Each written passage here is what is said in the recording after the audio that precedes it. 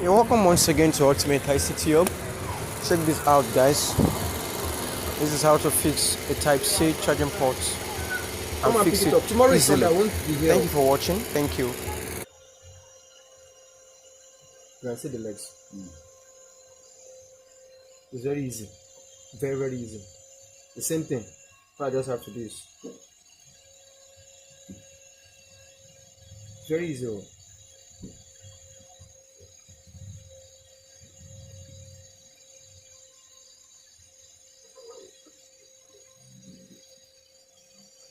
Okay, it's like this. It's supposed to be like this. Just so that it hits this place. Very important for handle on. Yeah, you get it now. Now this na the use. Candle. Hmm? I see.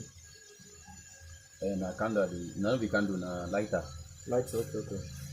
I thought we damage the panel. Lighter and this thing. So your soldering.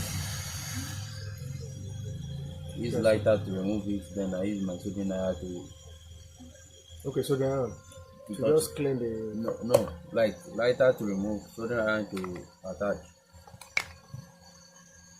it's very easy.